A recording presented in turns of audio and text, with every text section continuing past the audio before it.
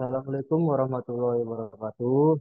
Mohon izin Bapak, kami dari kelompok 3 akan memaparkan artikel tentang penyebaran dan analisis peringatan layanan percontohan sistem transportasi cerdas kooperatif di lingkungan nyata. Saya Iqbal Hadi Nugroho dengan nomor taruna 23 0130 63 dan rekan saya. Dan saya Hanan Gasanta Glibi dengan nomor taruna 230130161. Saya Naza Febriana Putri dengan nomor taruna 23013071. Di bagian abstrak, industri ini menghadirkan kendaraan berteknologi canggih yang dapat terhubung dan berkomunikasi dengan lingkungan sekitar. Sistem transportasi ini bertujuan meningkatkan efisiensi lalu lintas, keselamatan, dan membantu pengemudi. Makalah ini membahas skenario penggunaan yang memanfaatkan informasi cuaca dan lalu lintas, serta menganalisis persyaratan dan evaluasi protokol ITS E5, G5. Hasilnya ITS G5 menunjukkan keberhasilan 90% sampai 98% dalam pengiriman pesan keselamatan dengan keterlambatan minimal, memenuhi kebutuhan CITS di kondisi nyata. Pendahulunya, CITS dikembangkan untuk meningkatkan keselamatan dan efisiensi lalu lintas melalui komunikasi real-time antara kendaraan B2B dan antara kendaraan dengan infrastruktur B2 dengan kendaraan dengan memanfaatkan teknologi seperti sensor dan pemrosesan data. Sistem ini membantu pengemudi dengan informasi situasional, mengurangi kecelakaan, kemacetan, dan kelelahan berkendara, serta mendukung operasi kendaraan yang ramah lingkungan. Teknologi utama yang digunakan adalah ITS D5 berbasis IEE 802.11p yang telah distandarkan oleh ETSI untuk komunikasi andalan di frekuensi 5,9 GHz. Uji coba di Finlandia menunjukkan efektivitas ITS device dalam kondisi cuaca ekstrim, menegaskan peran penting CITS dalam menghubungkan penggunaan jalan dengan infrastruktur untuk keselamatan dan efisiensi transportasi. Sini merupakan gambaran perangkat dari CITS sistem, bisa dilihat sendiri. Selanjutnya, Baik, untuk tujuan, ruang lingkup, hasil yang diharapkan, dan struktur.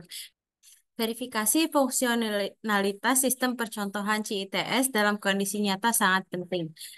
Penelitian ini mengevaluasi dari berbagai aspek seperti pengujian, tugas, dampak, penerimaan pengguna, dan evaluasi teknis dengan mempertimbangkan kendala seperti kecepatan, latensi, throughput, dan lokasi.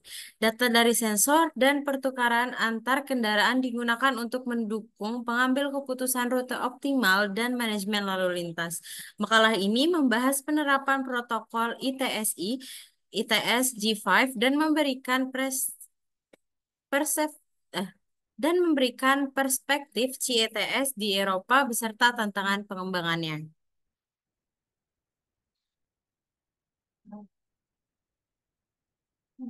Untuk protokol CETS, penelitian ini menilai kinerja teknologi akses di jaringan kendaraan, menemukan bahwa versi awal Wave memiliki risiko tabrakan tinggi dan penundaan dalam kondisi padat. Faktor seperti jarak antar kendaraan, pergerakan real-time belum dikaji mendalam.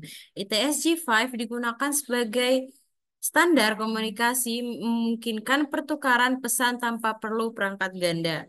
Hasil uji sebagian mendukung temuan sebelumnya, terutama terkait latensi dan kehilangan paket yang memengaruhi fungsi keselamatan.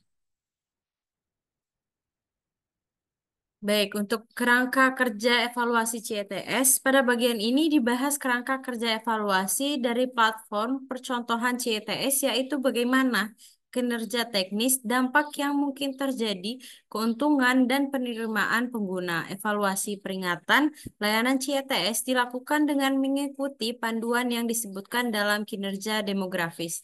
Proses penilaian ini secara berturut-turut akan menunjukkan investigasi, masalah, dan evaluasi kebutuhan. Perencana, perancangan prosedur penelitian, pengembangan strategi evaluasi, prosedur pengumpulan data, implementasi uji lapangan, dan pengumpulan informasi, analisis, dan deskripsi konten layanan CETS. Strategi evaluasi ini akan mengintegrasikan teknik pengumpulan data kuantitatif dan kualitatif. Untuk kualitatif, teknik akan berguna untuk mengidentifikasi adaptasi dan dampak dari peringatan layanan CETS.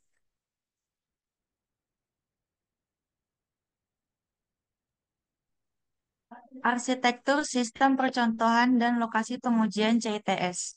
Sistem uji coba CITS dibangun dengan mengacu pada arsitektur standar internasional untuk memastikan komunikasi yang efektif antara kendaraan dan infrastruktur.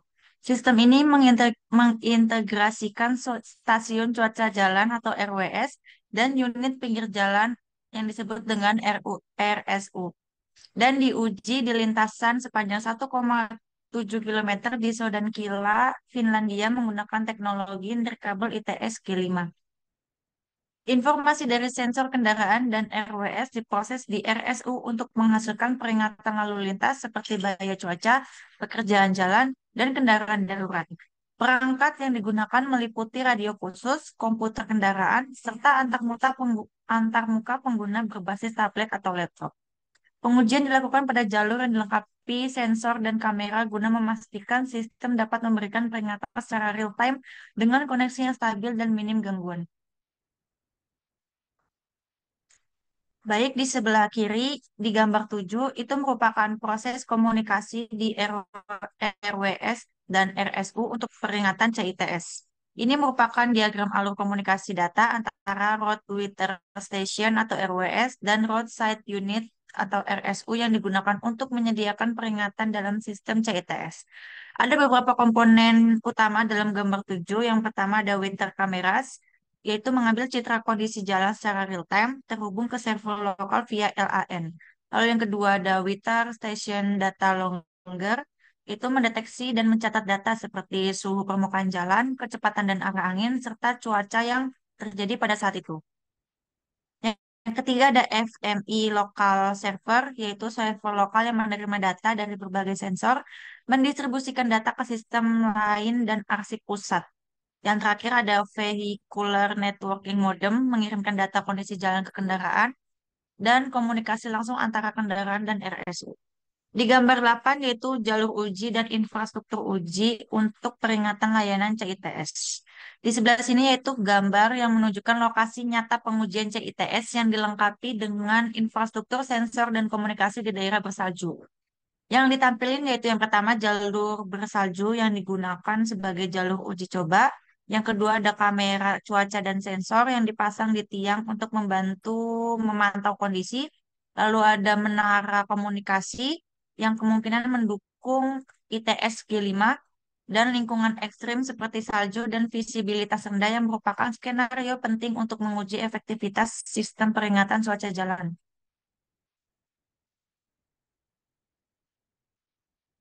Di gambar 9 yaitu menunjukkan skema pengujian komunikasi antar perangkat dalam sistem CITS yang menggunakan teknologi jaringan nirkabel di lingkungan bersalju. Tuh. Kesimpulan dari artikel ini yaitu layanan CITS berpotensi besar dalam penyebaran data cuaca dan lalu lintas secara real time untuk meningkatkan keselamatan dan kepercayaan pemangku kepentingan.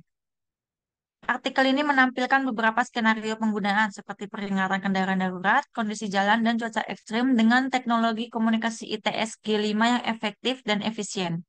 Uji coba di lintasan khusus menunjukkan bahwa kerjasama antara kendaraan dan stasiun cuaca jalan dapat mempengaruhi persyaratan sistem. Selanjutnya, sistem akan diperluas ke jaringan jalan umum untuk evaluasi lebih lanjut.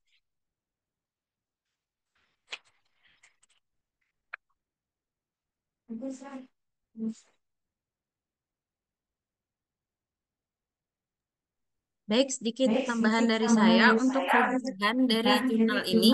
Penelitian ini dilakukan langsung di dunia nyata dengan hasil pengujian yang menunjukkan performa tinggi yang tingkat keberhasilannya 90 sampai dengan 98%, latensi lebih dari 100 meter per second, Evaluasi dilakukan secara menyeluruh, mencakup aspek teknis seperti penerimaan dana. Penggunaan teknologi ITS G5 juga tepat untuk aplikasi lalu lintas masa depan. Ada juga kekurangan dari artikel ini, yaitu pengujian terbatas pada satu lokasi dan skenario, sehingga tidak mencerminkan keragaman kondisi lalu lintas nyata. Tidak ada analisis biaya atau efisiensi ekonomi. Artikel ini juga tidak membandingkan performa ITS G5 dengan teknologi komunikasi lain seperti FG, F2X.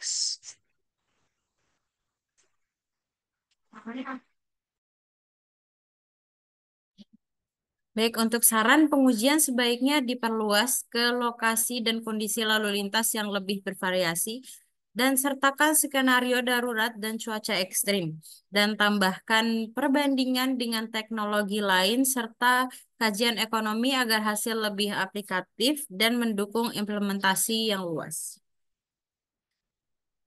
Baik, untuk selanjutnya kritik dari kami tentang artikel ini, jurnal terlalu fokus pada aspek teknis dan kurang membahas implikasi kebijakan atau strategi implementasi.